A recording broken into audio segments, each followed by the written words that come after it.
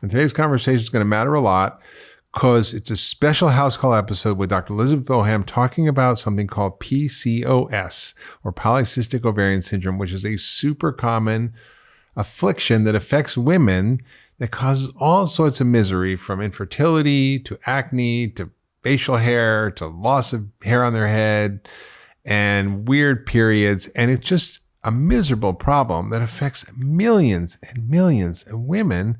And traditional medicine just doesn't do a great job at this. So we're going to get into it today and talk about this problem. So welcome, Liz. Thank you, Mark. It's great to be with you. All right. Well, let's get into it because this is such a common problem. How many people does it affect? It's amazing. 5 to 10% of women are impacted by PCOS. 5 to 10% of women. That's a lot of women. I mean, listen, if half the population of America is 330 million, if that's the population, half of that's like 65 million. Yep. And 10% of that's like 16 million people. That's a lot of people. Yeah. And, it is PCOS, or polycystic ovarian syndrome, is a syndrome that is involves irregular periods or not having any periods and androgen excess or changes in your hormone balance. But it is a syndrome. So that means that there's a continuum where some people have all aspects of PCOS and some people just have some aspects of PCOS. And we can talk more about that. But so there may even be more than this, that we're not even picking up. It's quite common. And it's definitely something we're thinking about all the time when somebody's coming in and complaining about irregular periods or not having had their period for a bunch of months, a young woman that should be having regular, periods. And then get really heavy periods, they can miss periods, they get light periods. What are the other symptoms that are pretty common? Yeah. So we see hirsutism, which is the growth of hair. That sounds terrible. Yeah. The growth of hair where women don't want to have it. So on their lip, on their chin, on their abdomen, like in their belly area. So the hair is growing where they don't want to have it. And then they may have hair loss where they want to have hair. So they may have some male pattern hair loss. They get acne. And typically, wait. So basically, they're losing hair where they don't want to lose it, and they're getting hair where they don't want it, and it's because of these high levels of male hormones, like DHEA and testosterone, that end up causing basically this male appearance almost. Yeah, their hair growth shifts because their hormones shift, and so you see the bearded women in the circus. That's what this is, right? Yes. Well, some of them may have had some other things going on too, to an extreme, right? But yes, in general, this is, you're starting to grow hair where you don't want it, and not having good hair where you on the top of your head where you want it, and all because there's been a real shift in your hormone balance in your body. And so when we actually check, we see high levels, like you mentioned, of that DHEA in the blood. We may see high testosterone levels or high free testosterone levels. And so those are some of the biomarkers that will show up when you look. Yeah, and you also get acne, bad acne. Bad acne, yeah. And a lot of times, like in the lower jaw area, acne, and sometimes cystic acne. And then they'll often gain weight. Now, not everybody with PCOS is overweight. There's a lot of women, and we can even talk more about that today. There was a lot of women who don't have the obesity part of it, and they're just dealing with irregular periods. But for a good portion of women with PCOS, they gain weight because of the high levels of insulin that are going on. So, if they have high levels of insulin floating around. So with PCOS, typically there is high levels of insulin. And we've talked about insulin so many times on this podcast, and you've talked about it many times, but that insulin is that hormone that helps us balance our blood sugar. So you eat a meal, the body makes insulin. That insulin tells your body to take your food and get it into your muscles so it can be used for energy. And what happens when somebody has insulin resistance is their body's not listening to that insulin as well. And they've got high levels of insulin. And that high level of insulin will cause people to gain weight around the belly. And so we often see with PCOS that weight gain around the belly, that belly weight. Yeah, so this sounds like a miserable condition. You get pimples, you lose hair on your head, you grow a beard, you are infertile, your periods are all over the place. This just sounds terrible. And traditional medicine has very kind of weird approach to it, because the way I think about it is that it's called polycystic ovarian syndrome, which makes people think it's a gynecological problem, but it's actually a dietary problem. Right. Right? Right. It's often a dietary problem. And, it's not always dietary, which is so interesting, right? Because we're learning about how toxins from the environment, like BPA and plastics, and we were learning about the microbiome and how that can be a trigger. So there's toxins and dysbiosis or imbalance in the microbiome are common things that we see. Toxins can cause insulin resistance. Absolutely. And the microbiome imbalances can cause insulin resistance and prediabetes. So it's all connected. It's all connected. And you're right. And a huge portion of people, it's dietary as well, where they're, but I think it's important to remember it's not always that, right? Yes. But there's a huge portion of people where they're just eating too many carbohydrates, too many refined and processed carbohydrates for their body.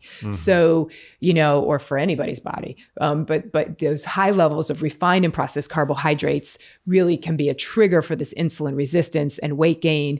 And then that insulin resistance shifts the hormone balance. And then you get this imbalance in hormones and you get the high androgens or testosterone and DHEA. And then the periods get irregular. So, but interestingly, as a syndrome, it's important that we pay attention to that individual person, because it's very different. You may have 10 women in a room with PCOS and you may have 10 really different reasons for why they have PCOS. No, that goes to They're really not all the same. Yeah, it's really an interesting aspect for functional medicine doctors to work on. That just speaks to the whole approach of functional medicine, which is because you know the name of your disease, it doesn't mean you know what's wrong with you. Right. Absolutely. It's just this description of the symptoms, but not the cause. And so functional medicine is about the cause. It's about why, not what. Not what disease you have, PCOS, but why do you have that? Right. And traditional medicine, the symptoms are treated symptomatically. So what are the traditional treatments that you see regular doctors giving for PCOS? Yeah. So often women will be placed on birth control pills because if they're having irregular periods or they're skipping their period, many times the physician will put them on birth control pills because it will regulate their cycle. They'll put them maybe on metformin because metformin improves insulin sensitivity. It's a diabetes drug. Yeah. So, and then that can many times help with the weight gain. It sometimes helps with the acne and the hair growth or hair loss. And they'll often put them on spironolactone, which is another medication that helps with balancing the hormones and can help with some of the symptoms. Yeah, it's a diuretic and it just blocks the conversion of testosterone to the kind that really causes the hair loss. Yep. Called DHT, but it's really fascinating, but it really doesn't speak to addressing the root causes. So from a functional medicine perspective, what are the root causes for PCOS and how do we start to deal with these? Yeah. So, as you mentioned already, diet is huge. Diet has a huge impact. When somebody's eating too many of the refined and processed carbs, too much sugar, too many of those coffee drinks with sugar in it, juices, sodas, refined and processed oatmeals, cereals and, pastas and breads and muffins and, those foods that we've been grabbing too much of. For some people with some genetics, that can really throw off this whole system in their body. Another big common area are toxins. I see this a lot. Yeah. I see a lot of, I think, is toxin related.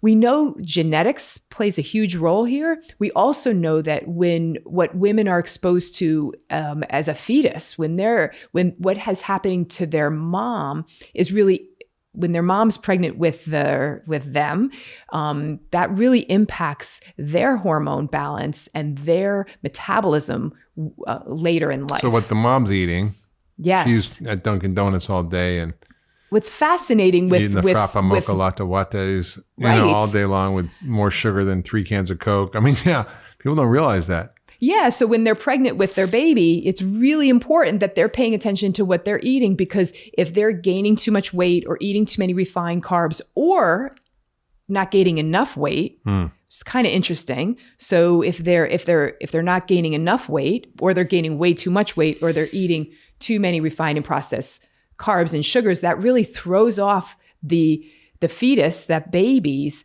metabolism. And so, sometimes, we tell our patients, you can just blame it on your mom. They call it epigenetics, which in the genes get tagged, and messages of, Jeff Bland's called the Book of Life, and where the bookmarks are in the Book of Life, you've got this whole genetic code, but not all of it gets read, but you can bookmark different aspects of it depending on what exposures you've had. And we know this from lots of research on epigenetics, that what the mother does, what she eats, what she's exposed to, her thoughts, feelings, all those tag the baby's genes for what happens to them in the future, and whether they get diabetes or heart disease or cancer or obesity. Yep. I mean, it's all programmed, but that doesn't mean it's not fixable.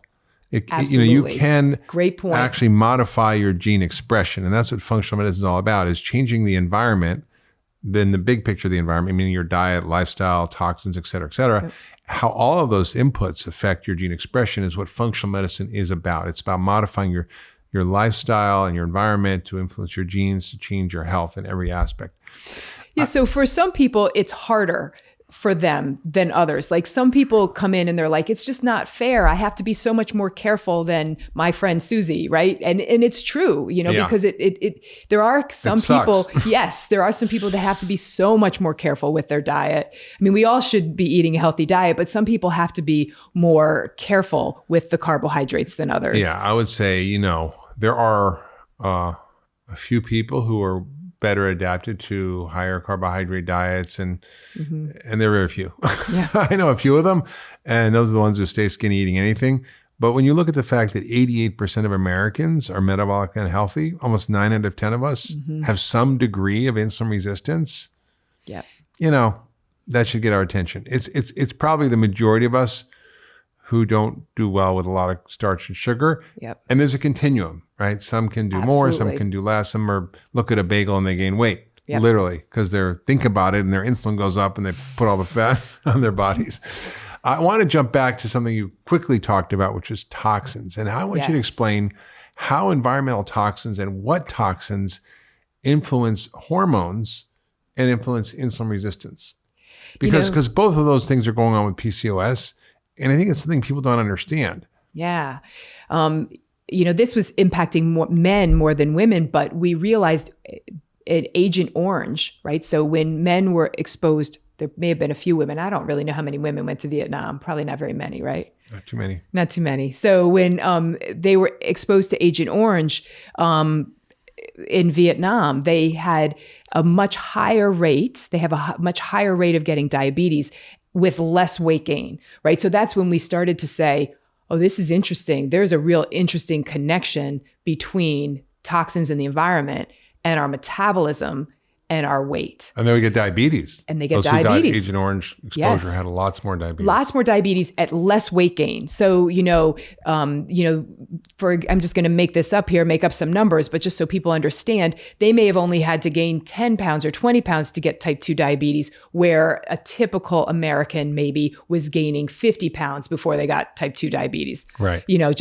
For an example. So they were getting type 2 diabetes with less weight gain, meaning that there was more to it than just the weight gain, right? And that's when we realized that these toxins were damaging probably the mitochondria, right? So that powerhouse of your cells.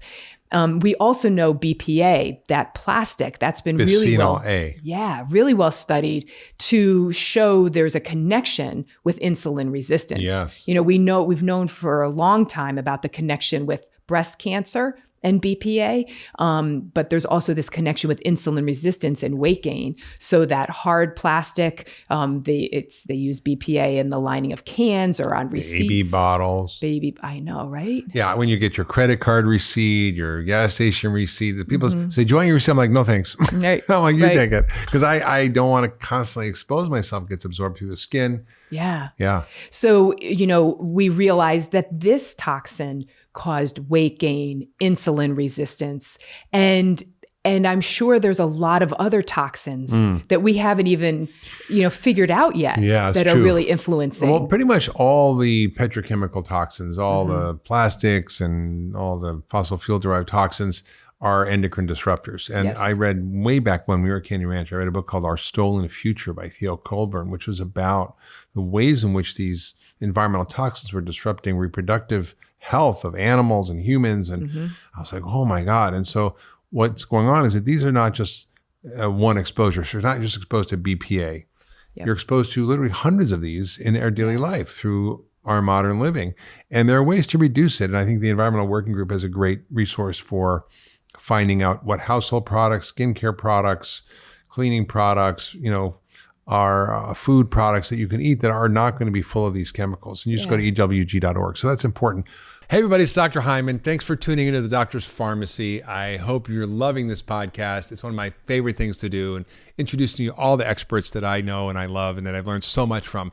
And I want to tell you about something else I'm doing, which is called Mark's Picks. It's my weekly newsletter. And in it, I share my favorite stuff, from foods to supplements to gadgets to tools to enhance your health.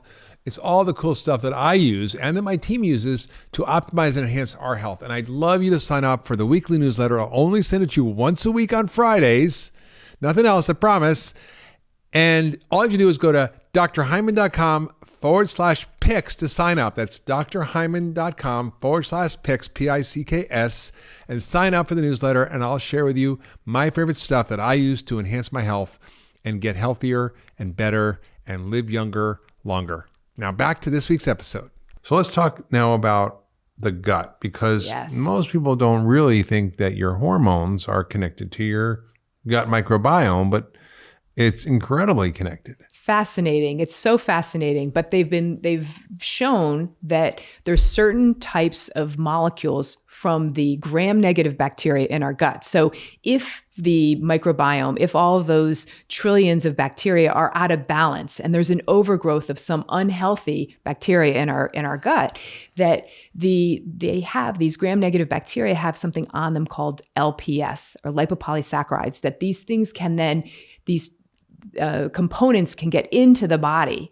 And they've shown that this can trigger this insulin resistance in our body, so that people, when they have higher levels of these abnormal bacteria, will have more insulin resistance.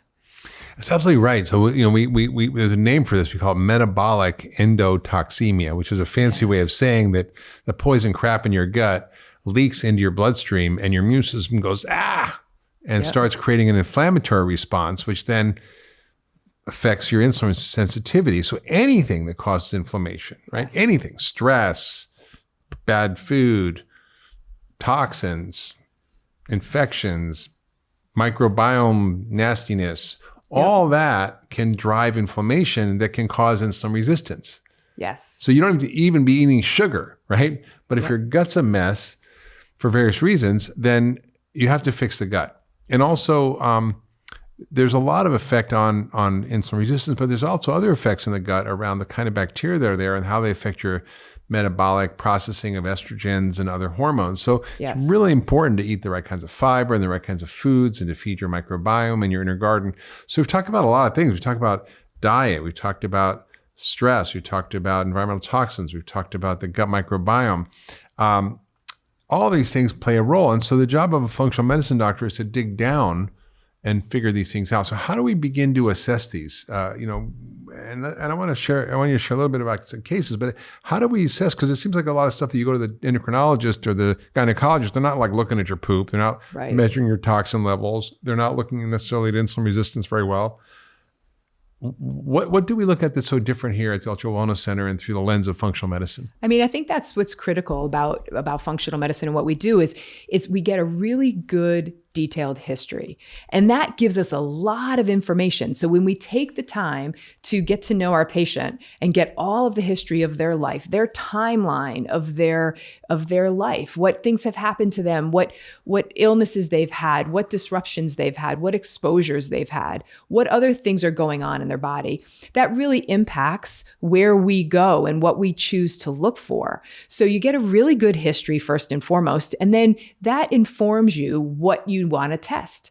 You could test everything, but this ends up being a lot of tests. So what's important is to get a really good history so you know where to really focus. So for one person, it may be, I really got to look at their gut microbiome. I've got to figure they've got this sort of history.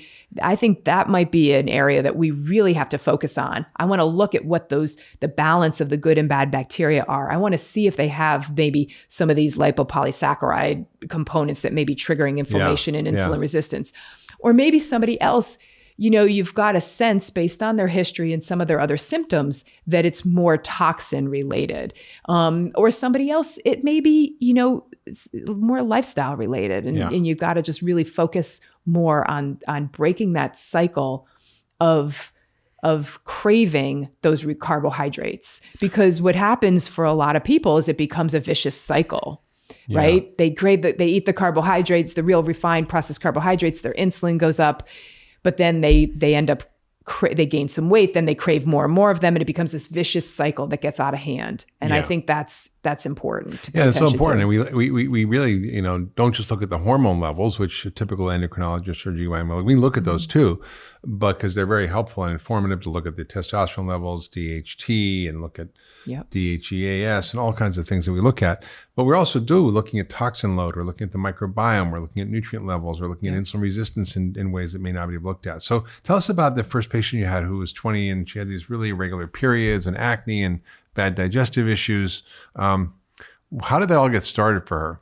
Right. So she was 20 when she came to see me, and she was frustrated with her she was frustrated with her acne. She was frustrated with her digestion, and her periods were kind of all over the place.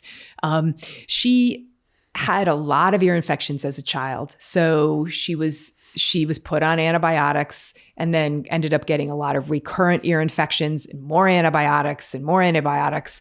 And so I think that really just set the stage for her microbiome to be out of balance. And then when she started having her period when she was 14, it never was regular. So from day one, she had an irregular cycle. So always, 1 month it'd be 6 weeks, and then 2 or 3 weeks, and then she'd skip a month, and then, she'd be 8 weeks between periods. So always irregular. And then I'm not really that surprised just having done this for so long, but she also then in puberty developed a lot of acne. So, probably because of some of the shifts in the microbiome in her young years, and then, just all of these things going on. And you see that a lot. You see kids, a lot of ear infections. Maybe she's eating dairy, which commonly can cause a lot of congestion. They throw the antibiotics at the kids, and then they get a little older. Then they start getting gut issues, and they start getting acne and other things. And so it's all connected. Yeah. So what we did is, because of her digestive issues and her acne and her irregular periods, I said, I'm really curious about her digestive system. I really wonder what's going on in there. And, could this be the driver of her insulin resistance? And so we did a test that looks at antibodies against different components in the digestive system. And one of the things it looks at is these lipopolysaccharides, which are on these gram-negative bacteria, which as we talked about, has been shown to trigger these are bacterial toxins, essentially. Yeah, the insulin resistance.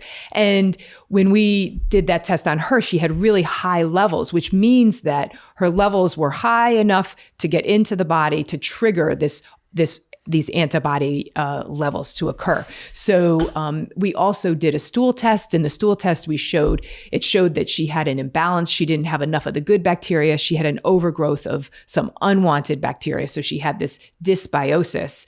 And so I said, you know what? This is where we've got to start. This is where we got to focus to help both your skin, well, actually all your skin, your digestive system, and your cycles, your periods.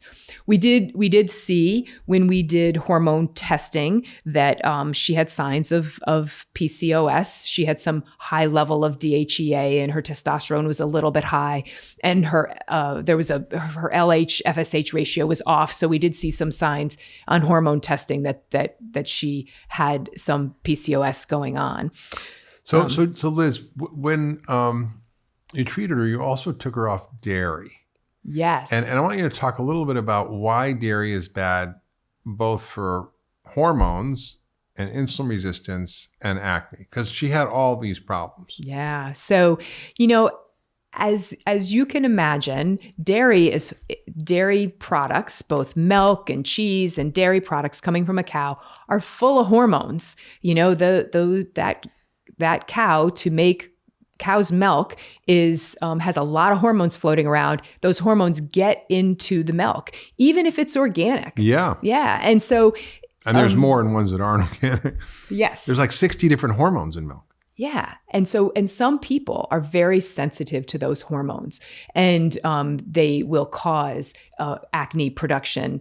They will cause more acne, more, and then of course a lot of people are sensitive to dairy. Yeah. So it can cause a lot of digestive unrest and digestive issues. And what's also interesting to me is that when you look at people consume dairy, dairy will spike insulin pretty high. Yes. A 300% increase in insulin consuming dairy, which I was sort of surprised at when I looked at the literature. Especially the lower fat dairy, right? Because you know, and so for so long we were going to the lower fat, and then we were going maybe to the lower fat chocolate milk in school, right? You know, all those things that were spiking insulin. And I would say for women with hormonal issues, I think dairy's got to go for most of them to start, at least to see how it affects them, because absolutely, you know, whether it's irregular cycles or whether it's PCOS or whether it's acne, whatever is going on, I think it's an incredibly hormonally disruptive food for so many people.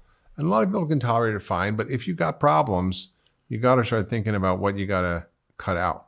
And I think what is really helpful a lot of times at the beginning, when you have a lot of things going on and you're not sure how food's impacting you, sometimes to do a full elimination of a food or a group of foods is really helpful, because it gives you a lot of feedback. So sometimes if you just sort of cut down, you don't really go, I'm not really eating much dairy. And I get that all the time. I just have cheese after dinner. No, I agree. It's like, it's hard for people to understand that, you know, a little bit can do a lot of damage. And the way I explain it to people is, think about like a peanut allergy. Mm-hmm. Sometimes if you're like just exposed to peanut dust, you can get an anaphylactic reaction, right? That's how powerful your immune system, it responds to microscopic doses. Yeah. Right. So I think that's important to remember. So what happened with this young woman? You treated her? Yeah. So because we found this dysbiosis, or imbalance in good and bad bacteria, we needed to get rid of the dysbiosis. So we used an herbal combination to treat that. We also gave her a lot of good probiotics and prebiotics, the things that feed the good probiotics. And we took her off of dairy. We did more of a comprehensive elimination diet at the beginning. So we took her off of dairy, but we also removed gluten and a lot of other inflammatory foods, and really focused on a phytonutrient-rich diet.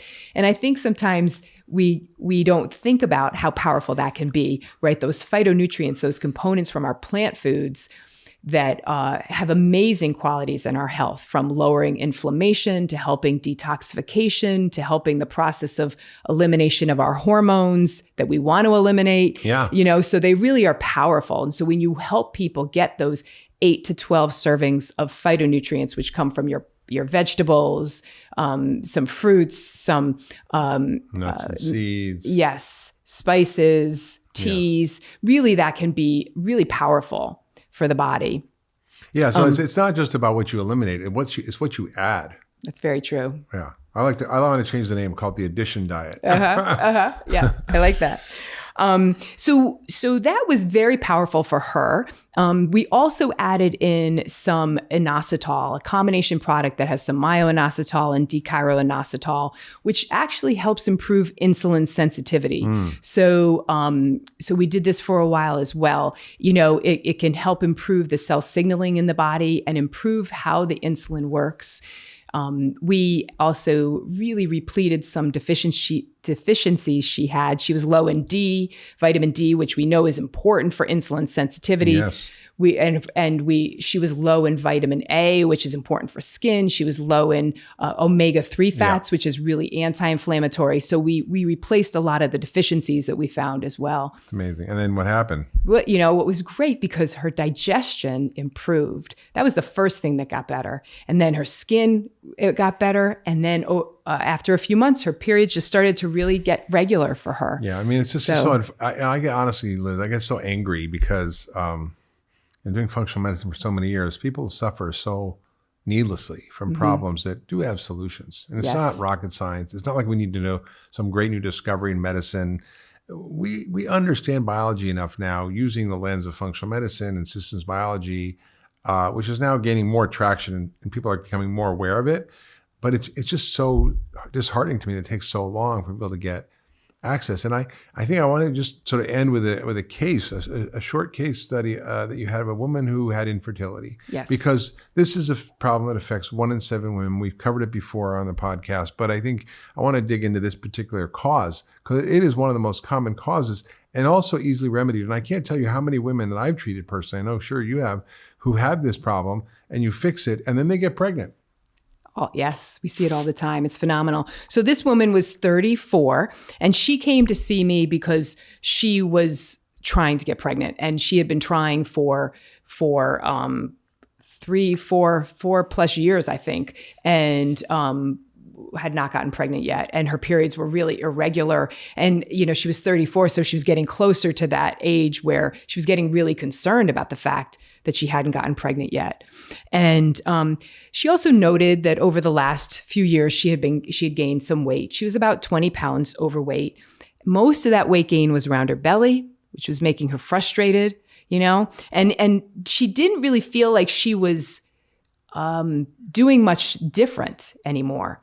She also had to get some laser therapy done, so to remove the hair on her chin and on her belly. So she had some laser therapy done, and she was also struggling with acne. She was on birth control pills from the age of 17 to 29 to really regulate her period. But when I hate that. When I hear that sentence, oh, my doctor put me on the pill to regulate my period. I'm like, well, why is it irregular? And let's figure that out instead of just slapping you on the birth control pill, which is not side effect free. Right. No, it's not. No. And so, but when she went off of the birth control pills, her periods were irregular since then, and she developed a bunch of acne. So, she really came in for us to help her with her fertility. And so we did testing and we found that her testosterone level was high, her DHEA was high, her LH-FSH ratio was off, and her insulin, her fasting insulin was really high. So her fasting insulin was 13. And, we really want that to be like 5. Yeah. So it was high. And to me, that signaled, okay, that this was an area that, she's got insulin resistance, she's got PCOS, and that's really what's driving all of these things that she's dealing with. And so when I got her diet history, which she filled out when she came to see me, she said, she was trying to eat healthy. She was having oatmeal for breakfast. She was having that refined oatmeal that so many people are eating thinking it's healthy, right? Sandwich for lunch. And at dinner, she'd have some pasta with some chicken or vegetables on it. And so that's really where we focused. We really worked to lower that carbohydrate intake for her. We pulled away those extra refined and processed carbs. Now, oatmeal, you think is healthy, she's having a breakfast, but it was not so healthy for someone like that. No, and especially a lot of the oatmeals out there, and the way that we eat them. Like if we're eating a bowl of oatmeal with not a lot of other stuff in it, there's none of the good healthy fats and protein to balance that blood sugar, right? So if, you can have some a small amount of steel cut oats with a lot of, nuts and maybe some coconut milk and that can, for some people that can be a healthy breakfast, but for her, that's not how she was eating her oatmeal. And it was spiking her blood sugar and it wasn't helping with her weight. It wasn't making her feel satiated and satisfied. And you're hungry. And probably. It was, So what did you do? So we really, food first with her. We put her on the Pegan diet, right? We pulled away the extra refined carbs. We said, when you're getting your carbohydrates, we want them to come from vegetables. That's where you're going to be getting most of your carbohydrates from the greens and the broccoli is a carbohydrate. Yeah, exactly. It's a wonderful, healthy carbohydrate, and really rich in all those phytonutrients. We worked to balance her blood sugar, so she had a good protein source and fat source at every meal. And we got her exercising. She had really she was really focusing more on the fertility and working and had kind of like let that go. So we got her on a good exercise program, both that included some high intensity interval training and some good cardiovascular exercise and strength training. She was a healthy woman, so we just had to get her moving again more intensely. And within a few months, 3 months or so, she lost that extra 20 pounds. Her periods regulated, and she got pregnant. That's unbelievable. So basically, these are people who go to fertility doctors, spend tens of thousands of dollars. And what you're saying is all you do is take a good history and get all the starch and crap out of her diet and sugar, got her moving a little bit. She lost 20 pounds, her cycles regulated, and she got pregnant.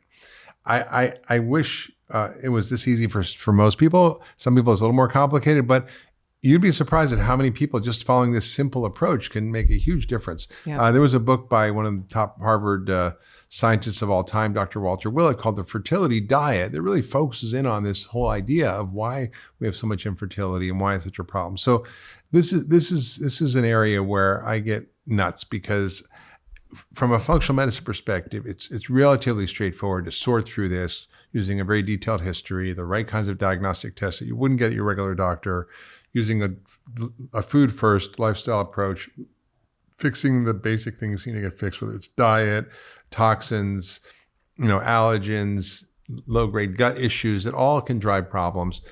And we just see amazing results, and it's so satisfying. And I think your work is just so incredible, Liz, and I'm just so happy we're all here at the Ultra Wellness Center, because we get to see miracles every day. And they're really not miracles, they're just application of good science, but they seem like miracles. And I'm just so happy to be able to do this and provide this in the world. And I just want to thank you for your amazing work teaching functional medicine all around the world, virtually now, of course, but you really have been a leader in the field. And we have probably over 60 years of collective experience here at the Ultra Wellness Center in Functional Medicine. So if you're suffering from any of these issues, we'd love to see you here at the Ultra Wellness Center in Lenox. We can do all virtual visits now. People can't make it here in person. And we'd love to see you. So if you love this podcast, please share it with your friends and family. Share it on social media, leave a comment, and maybe you struggle with fertility or PCOS, and how have you solved your problems, and what have you found, and subscribe wherever you get your podcasts, and we'll see you next time on The Doctor's Pharmacy. If you love that last video, you're going to love the next one. Check it out here. It all starts with diet. Diet nurtures our 100 trillion microbial friends that live in the gut and want me to be healthy. Yeah. They want you to be healthy. But we have to feed them right. Think about like a rainforest. It's got so many inputs of light and water and nutrients.